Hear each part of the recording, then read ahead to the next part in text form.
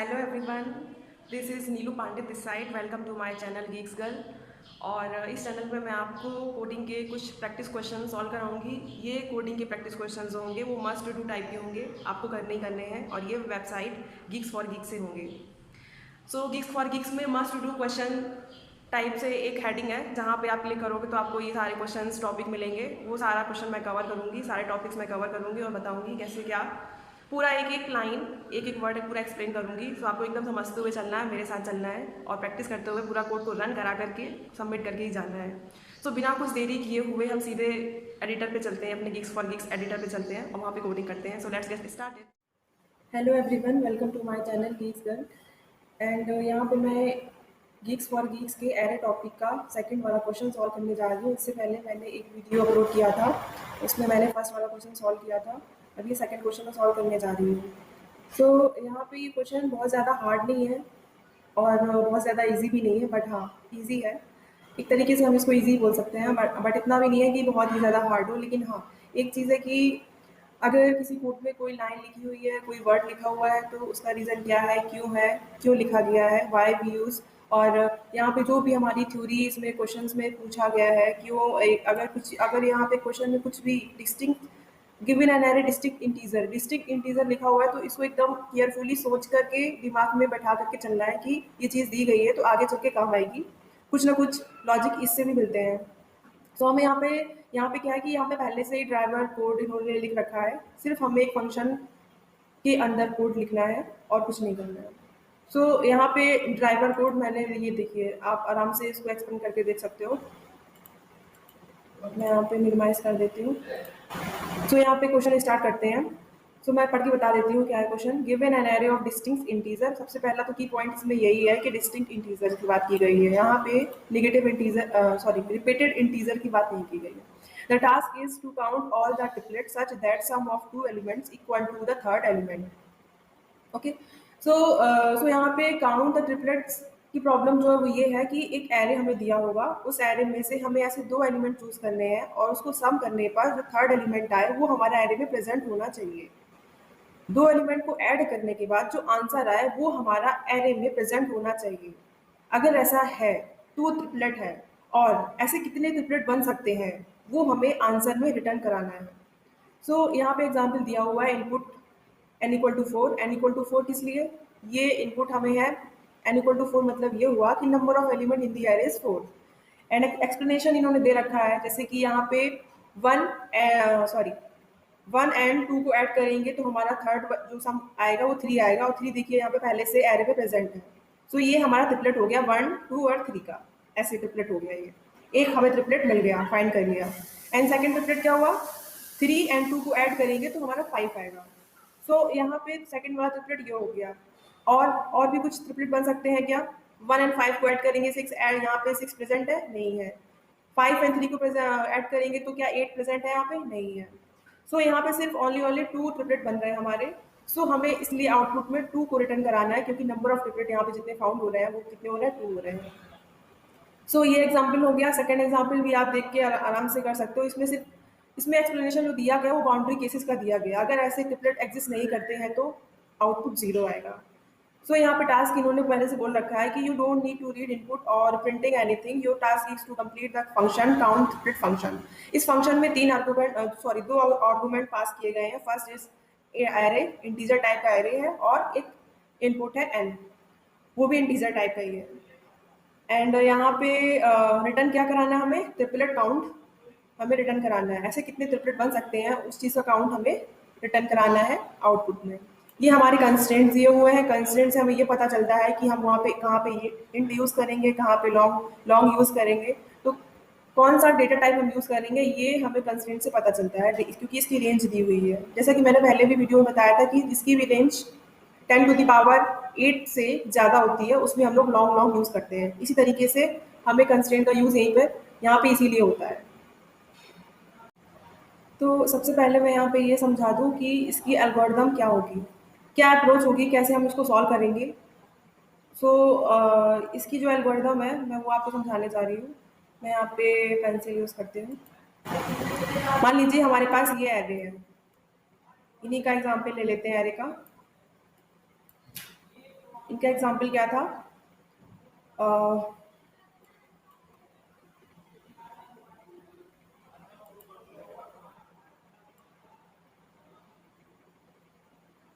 1532, ठीक है, 1532 इनका एग्जाम्पल था। सो अब पहले सबसे पहले मैं ये बता दूं कि सबसे पहले हम इसमें क्या अप्रोच लगाएंगे जिससे कि हमें ट्रिपलेट फाउंड हो जाए। तो सबसे पहले तो एक चीज़ ये इंपॉर्टेंट चीज़ आती है निकल करके कि हमें दो एलिमेंट का ऐड करके सम करना है। आप सोचो जरा कि अगर इस एरे को मैंने शॉर्ट कर दिया तो इंक्रीजिंग ऑर्डर में, तो क्या होगा कि लेफ्ट साइड से राइट साइड तक छोटे से बड़े एलिमेंट आएंगे, ठीक है। सो लेफ्ट साइड वाले दो एलिमेंट उठा करके अगर हम उसको ऐड करेंगे तो वो राइट साइड, क्योंकि बिगर एलिमेंट होगा, राइट साइड में सबसे बिगर एलिमेंट होगा। सो चांसेस है कि लेफ्ट साइड के एलिमेंट को ऐड करें तो बिगर एलिमेंट जो है हमारा लास्ट में राइट साइड में वो आने के चांसेस हैं। सो इसलिए हम इसको बहुत ही सिंपल वे में करने के लिए इसको शॉर्ट करेंगे, पहले एरे को शॉर्टिंग लगाएंगे, शॉर्ट करेंगे। सो यहाँ पे मैं सी प्लस प्लस में कोडिंग कर रही हूँ। सो सी प्लस प्लस में एस टी एल मैं यूज़ करूँगी इसके लिए। एस टी एल में एक शॉर्ट फंक्शन होता है, उसको आप यूज़ करिए, उससे आराम से एक लाइन में पूरा एरे शॉर्ट हो जाएगा। आपको इतना एल्गोरिदम पूरा आपको लिखने की ज़रूरत नहीं है, एस टी एल यूज़ करिए। मैं हमेशा एस टी एल यूज़ करती हूँ, सिंपल होता है। एंड इतना तो आपको पता ही होगा कि शॉर्टिंग एल्गोरिदम क्या होती है, वो मैं मान के चलती हूँ कि आपको आता होगा। सो पहले हम लोगों ने एरे को शॉर्ट किया, एरे शॉर्ट करने के बाद क्या आएगा? 1 2 3 एंड 5। सो यहाँ पे मैं लिखूंगी 1 2 3 5। राइट साइड में मेरा बड़ा वाला एलिमेंट आ गया 5। सो यहाँ पे शॉर्ट हो गई। अब हमें क्या चाहिए? फर्स्ट जो हमारा स्टेप था वो था एरे को शॉर्ट करना। सेकंड जो स्टेप हमारा है वो ये है कि हमें पॉइंटर देना है, मतलब कि इंडेक्सिंग देनी है कि कितने हमारे इंडेक्स को पॉइंट करेंगे, ऐसे कितने वेरिएबल हैं। सो मैं यहाँ पे क्या करूंगी कि हम लोगों को दो एलिमेंट ऐड करने हैं, तो उन दो एलिमेंट को पॉइंट कराने के लिए मुझे दो पॉइंटर की जरूरत पड़ेगी, आई और जे की, ठीक है। अब मैंने यहाँ पे मान लीजिए यहाँ पे इंडेक्स आई में यहाँ पे आई ले लिया, इंडेक्स 0 पे मैंने आई ले लिया, यहाँ पे ये आई इसको पॉइंट कर रहा है। और जे जे किसको लेना है? सो जे लेने के लिए मुझे एक चीज़ ध्यान रखनी पड़ेगी कि मुझे सम भी तो देखना है। सम, इनका सम जो आया वो 1 एंड 2 का सम जो आया, मान लीजिए 2 एंड 3 का सम आया 5, ठीक है। सो 5 हमारा राइट साइड में है। हमें इतना पता है कि राइट साइड में जो सम है, सम जो है वो राइट साइड एलिमेंट में आ सकते हैं, उसके चांसेस हैं, ठीक है। सो हम लोग सम के लिए भी एक वेरिएबल यूज करेंगे। मान लीजिए हमने सम किया के, ठीक है। आई और जे को ऐड करने के बाद हमारा के आना चाहिए। सो के हम यहाँ पे राइट साइड वाले को बोल देंगे कि हाँ ठीक है, के जो है हमारा वो पॉइंट कर रहा है लास्ट वाले को। मीन्स अगर एरे का साइज हमारा n है तो यहाँ पे इंडेक्सिंग क्या होगी? 0 से n-1। सो के जो है वो हमारा n-1 वाले वेरिएबल को, n-1 इंडेक्स वाले वेरिएबल को पॉइंट करेगा। और यहाँ पे जे जो है वो क्या होगा? जे जो है वो के से 1 लेस देन होगा। क्यों? क्योंकि वो इसलिए होगा जे हमारा, पहले मैं यहाँ पे लिख देती हूँ जे, सॉरी मुझे लिखा नहीं जा रहा कैसे लिखना है, ये जे हो गया। जे हमारा 3 वाले इंडेक्स, 3 वाले वैल्यू को पॉइंट कर रहा है।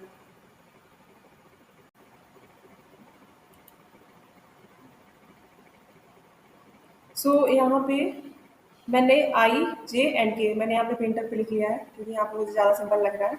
सो 1 2 3 एंड 5। सो आई इसको पॉइंट कर रहा है फर्स्ट 0 इंडेक्स को, जे जो है वो n-1 n-2 इंडेक्स को पॉइंट कर रहा है, और के जो है वो n-1 वाले इंडेक्स को पॉइंट कर रहा है। और ये वेरिएबल मैंने क्यों यूज़ किए हैं, किस लिए यूज़ किया, ये मैंने आपको अभी बता दिया है, ठीक है। सो अब यहाँ पे ये फर्स्ट चीज़ तो हो गई, शॉर्ट कर दिया एरे को। सेकंड चीज़ ये हो गई, हमने इंडेक्स प्रोवाइड करा दिया कि भाई ये इस इंडेक्स को पॉइंट करेगा, इस इंडेक्स को पॉइंट करेगा। अब यहाँ पे क्या होगा कि हम क्या करेंगे कि जो सम है वो हमारा के है, के इंडेक्स का जो एलिमेंट है वो हमारा सम है, इसकी कंडीशन हम चेक करेंगे। सो के जो है वो क्या होगा कि हम हर एक यहाँ पे जितना भी इस इंडेक्स तक, शुरू से लेके इस इंडेक्स तक जितना भी होगा, हम यहाँ पे वाइल लूप लगाएंगे, कीप ऑन चेकिंग करते रहेंगे, इसको इसको इसको इसको ऐड कर करके एक दो एलिमेंट उठाएंगे, उसको ऐड करेंगे और देखेंगे कि ये के इक्वल आ रहा है या नहीं। फिर 2 एंड 3 को उठाएंगे, देखेंगे ये 5 के इक्वल, के इक्वल आ रहा है या नहीं। सो यहाँ पे क्या होगा, वाइल लूप लगाएंगे, क्योंकि हमें कीप ऑन चेकिंग करना है कि सम करने के बाद हमारा थर्ड एलिमेंट जो थर्ड सम है वो आ रहा है कि नहीं आ रहा है। ठीक है, यहाँ पे जो के है, के लिए हम क्या करेंगे, फॉर लूप लगाएंगे। फॉर लूप किस लिए, यहाँ पे वाइल चेकिंग एक बार हो गई, उसके बाद हम के को क्या करेंगे, यहाँ पे शिफ्ट करेंगे, लेफ्ट साइड में शिफ्ट करेंगे। अब हमारा एलिमेंट सम जो है वो ये हो गया, और यहाँ पे हम कीप ऑन चेकिंग करेंगे कि ऐड करने पे ये वाला एलिमेंट आ रहा है या नहीं। सो हम क्या करेंगे, हम सबसे पहले हम के लिए फॉर लूप लगाएंगे। उस फॉर लूप के अंदर हम क्या करेंगे, वाइल लूप लगाएंगे। वाइल लूप में हम देखेंगे कि सम जो है हमारा आई और जे का, वो के इक्वल आ रहा है कि नहीं। अगर के इक्वल आ रहा है तो हम क्या करेंगे, हम एक वेरिएबल ले लेंगे। मान लीजिए जो हमें नंबर ऑफ ट्रिपलेट को रिटर्न करा है, ठीक है, वो मान लो हमारा रिजल्ट हो गया, मान लीजिए हमारा वो RES है। रिजल्ट का थर्ड 3 वर्ड लिखूंगी, RES, थ्री क्या उसको बोलते हैं, 3 अल्फाबेट लिखूंगी, RES। सो यहाँ पे RES रिजल्ट है मान लीजिए। ठीक है, सो जैसे कि यहाँ पे 1 2 3 5 के केस में हमारा आउटपुट 2 आया था। ठीक है, सो यहाँ पे क्या होगा कि रिजल्ट जो RES है, सबसे पहले तो हम के की वैल्यू, के में जो के वेरिएबल है उसके लिए फॉर लूप लगाएंगे। जैसे ही फॉर लूप लगाएंगे और हमारा एलिमेंट, मान लीजिए यहाँ पे वाइल लूप हमने चलाया, और वाइल लूप के अंदर अंदर मान लीजिए हमारा आंसर आ गया कि हमने 2 एलिमेंट को लिया, तो हमारा आंसर आ गया 5। ठीक है, सो हम क्या करेंगे, रिजल्ट की वैल्यू हम इंक्रीज करा देंगे कि हाँ हमें एक ट्रिपलेट फाइंड आउट मिल गया है, हमें मिल गया, एक ट्रिपलेट फाइंड हो गया है।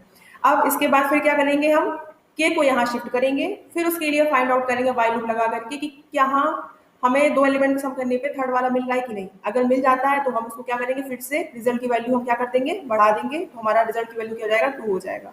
तो इस तरह से करना है। अगर मान लो ऐसा भी केस आएगा कि आई ए एरे ऑफ आई और एरे ऑफ जे को ऐड कराने पर ये एलिमेंट, ये इंडेक्स के एलिमेंट और इस इंडेक्स के एलिमेंट को ऐड कराने पर अगर मान लो हमारा के सम के ग्रेटर आ गया, तब क्या होगा, लेस आ गया तब क्या होगा।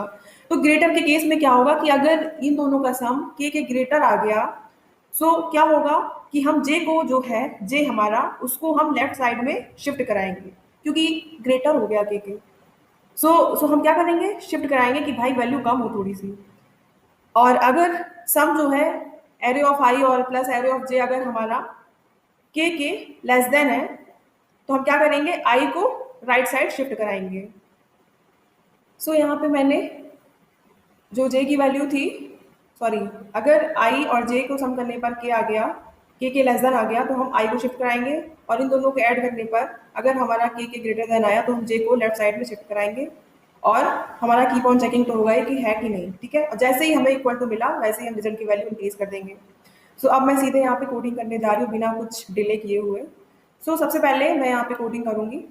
सबसे पहले तो मुझे क्या करना होगा कि मुझे वेरिएबल को डिक्लेयर इनिशियलाइज करना होगा, जो भी मैं वेरिएबल ले रही हूँ। सबसे पहले तो ये होगा कि मुझे 3 पॉइंटर चाहिए, जैसे कि मैंने आपको बताया। ठीक है, तो यहाँ पे मैं डिफाइन करती हूँ इंट, सबसे पहले रिजल्ट, क्योंकि मुझे रिजल्ट रिटर्न कराना है, वो इंटीजर टाइप का होना चाहिए।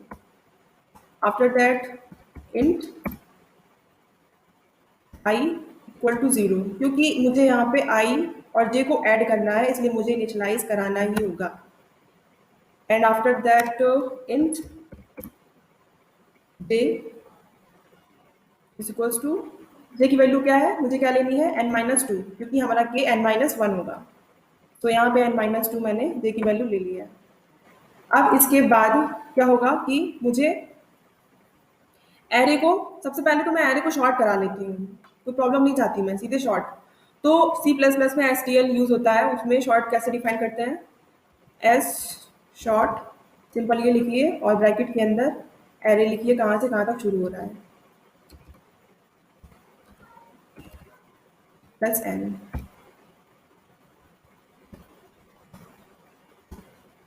इसके बाद मुझे क्या करना, इसके बाद आप लोगों को क्या करना है कि एरे हमारा शॉर्ट हो गया, फिर हम क्या करेंगे, फॉर लूप लगाएंगे के की रिस्पेक्ट में।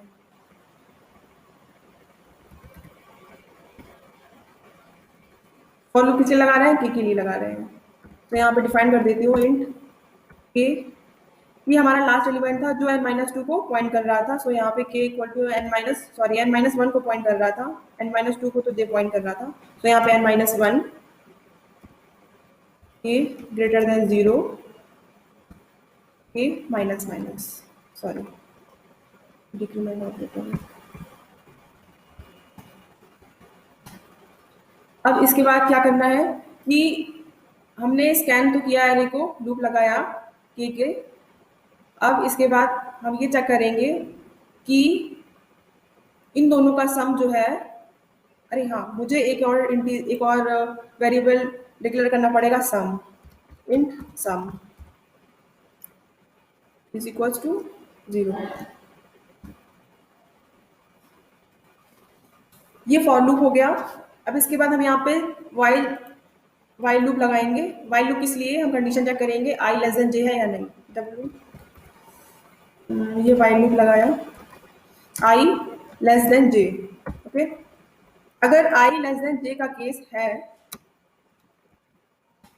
तो हम क्या करेंगे? Sum equal to array of I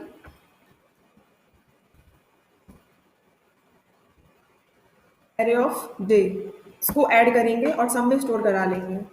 फिर उसके बाद क्या होगा कि अगर सम हमारा कौन से वेरिएबल के, मैंने बताया था के वेरिएबल जो है वो सम होगा, उससे अगर हमारा सम जो है, हमारा जो हमने खुद सम कैलकुलेट किया है, वो सम की वैल्यू के लेस देन इक्वल, ऐसे हम क्या करेंगे? कंडीशन चेक कराएंगे। इसके लिए हम इफ यूज करेंगे। फिर इसके बाद मैं यहाँ पे इफ स्टेटमेंट जो है, इफ कंडीशन जो है वो यूज करूंगी। सो इफ सम की वैल्यू चेक करूंगी, एरे ऑफ के इक्वल है कि नहीं। ठीक है, जैसे ही मुझे दिखेगा कि हाँ इक्वल आई, कंडीशन ट्रू हो गई मेरी, मैं क्या करूंगी? जो मेरा रिजल्ट था उसको मैं क्या करूंगी? इंक्रीमेंट करा दूंगी। ठीक है, एंड उसके बाद रिजल्ट को इंक्रीमेंट कराने के बाद भी तो मुझे चेंज करना होगा, पॉइंटर्स शिफ्ट करने होंगे कि भाई इसका काम खत्म हो गया, दूसरे एलिमेंट पे शिफ्ट हो जाओ। तो उसके लिए मुझे क्या करना पड़ेगा? आई जो है लेफ्ट में, उसको मैं राइट साइड शिफ्ट कराऊंगी, और जो मेरा राइट साइड पॉइंटर है जे, उसको मैं लेफ्ट साइड प्रिंट कराऊंगी, शिफ्ट कराऊंगी। सो देन ये हमारा इफ का काम यहाँ पे खत्म हो गया, ये ब्रैकेट यहाँ क्लोज हो गया। ठीक है, अब इसके बाद हम क्या करेंगे? इफ एक और लगाएंगे, हम ये चेक करेंगे कि लेस देन है या नहीं। ठीक है, सो यहाँ पे सम, ये सब कुछ हमारा वाइल लूप के अंदर ही हो रहा है। ये सब कुछ जो मैं इफ स्टेटमेंट यूज कर रही हूँ, सब मेरा वाइल लूप के अंदर हो रहा है।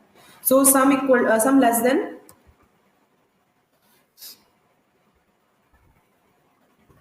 ए। तो क्या होगा? यहाँ पे मुझे कुछ नहीं करना है, कुछ रिजल्ट को मुझे इंक्रीमेंट डिक्रीमेंट नहीं कराना है। रिजल्ट में मुझे कुछ फर्क नहीं पड़ेगा, क्योंकि रिजल्ट अभी मुझे इंक्रीमेंट कराना था जब मुझे सम के इक्वल मिले के की वैल्यू। ठीक है, तो यहाँ पे लेस देन है, तो सीधे मैं क्या करूंगी? लेस देन के केस में क्या करूंगी? मैं सीधे आई को बोलूंगी भैया तुम आगे चले जाओ, शिफ्ट हो जाओ आगे। सो आई प्लस प्लस एंड, इसके बाद इसका काम खत्म हुआ। अब फिर से एक बार चेक करूंगी इफ लगा करके कि सम की जो वैल्यू है वो ग्रेटर देन तो नहीं है यानी कि, अगर ग्रेटर देन है तो क्या होगा? ये तो आप लोग बता ही सकते हो क्या होगा। ग्रेटर देन है तो क्या करेंगे हम? जो राइट साइड हमारा पॉइंटर था जे, उससे बोलेंगे भाई तुम लेफ्ट साइड में आ जाओ, बहुत ज्यादा हो रहा है। सो जे की वैल्यू डिक्रीमेंट करेंगे लेफ्ट साइड शिफ्ट करने के लिए। सो ये मैंने तीन यहाँ पे इफ यूज किए हैं चेक करने के लिए कि होगा। आप चाहो तो इफ यूज कर सकते हो, इफ एल्स एल्स भी यूज एल्स इफ भी यूज कर सकते हो। मैंने यहाँ पे इफ ही किया सिंपल, क्योंकि मुझे सिंपल, एकदम सिंपल कोड मुझे पसंद है। ठीक है, लाइन ऑफ कोड ज्यादा हो आई डोंट केयर, बट मेरा कोड एकदम मेरे लॉजिक के हिसाब से होना चाहिए।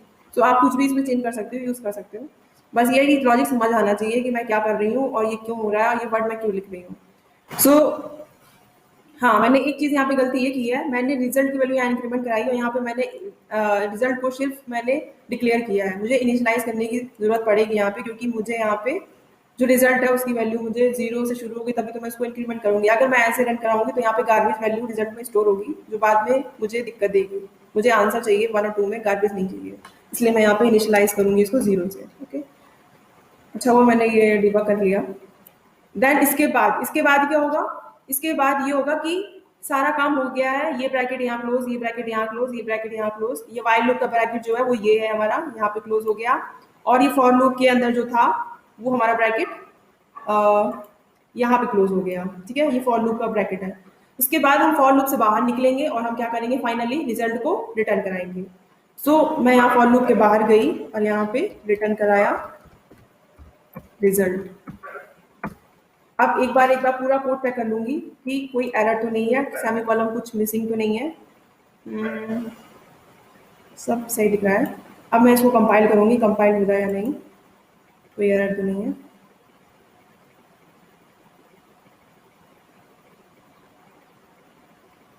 ओ, यहाँ पे आउटपुट वन वाई, कुछ गड़बड़ किया है मैंने।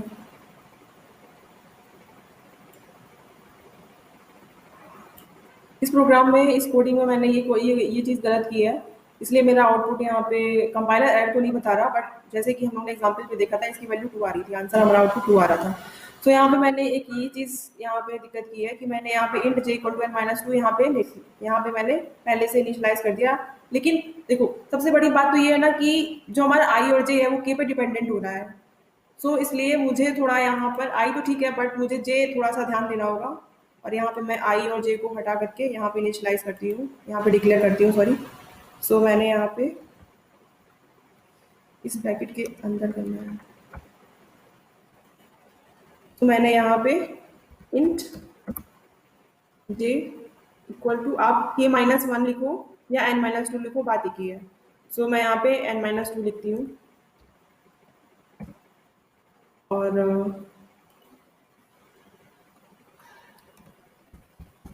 इंट आई, यहाँ से मैं इन दोनों चीज़ को हटाती हूँ। अब रन कराती हूँ।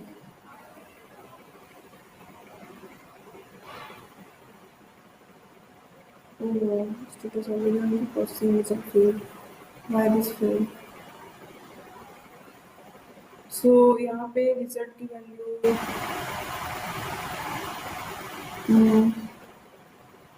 हाँ मैंने यहाँ पे सम दी, तो यहाँ पे ऐसे करा रखा है रिजल्ट। वैसे एरर आनी तो नहीं चाहिए, बट आ क्यों रही है? सब तो सही किया मैंने।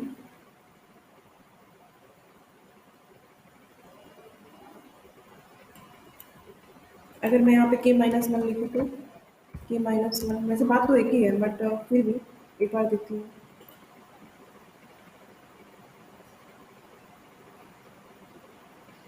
ओह, तो यहाँ पे k-1 लिखना है मुझे। ओके ठीक है। वैसे मैंने इसको n-2 तो मुझे सही लग रहा था, बट यहाँ पे कुछ ना कुछ होगा।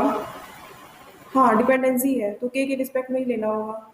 वैसे n-2 भी ले सकते हैं, बट पता नहीं क्यों एरर बता रहा है। सो गाइस, जो भी हो पता नहीं, बट यहाँ पे मैंने k-1 लिया हुआ है क्योंकि डिपेंडेंसी है। क्योंकि k-1 इसलिए क्योंकि k जो है वो हमारे लास्ट एलिमेंट को पॉइंट कर रहा है, j जो है वो k के एकदम शिफ्ट लेफ्ट साइड में है, सो k-1 किया। सो यहाँ पे ये चीज़ हमारी कंपाइल हो गई। फिर से कंपाइल करती हूँ और उसके बाद देन सबमिट करती हूँ। ये हमारा आउटपुट आ गया। सो ये यहाँ पे ऐसा लॉजिक था, और यहाँ पे हम लोगों ने एरर भी देखा कि एरर क्या था। अगर यहाँ फॉर लूप के अंदर डिपेंडेंसी कुछ वेरिएबल की हो रही है, तो हमें फॉर लूप के अंदर ही उस चीज़ को इनिशियलाइज करना होगा। सो ये हो गया, और ये मैंने आंसर आउटपुट आपके लिए आपके सामने ला दिया है। So thank you so much for watching this video. बहुत ही मुझे अच्छा लगा कि मैं हर एक चीज़ को बता पा रही हूँ, एक्सप्लेन कर पा रही हूँ, और आई होप कि आपको समझ आ रहा होगा। Thank you so much. Bye.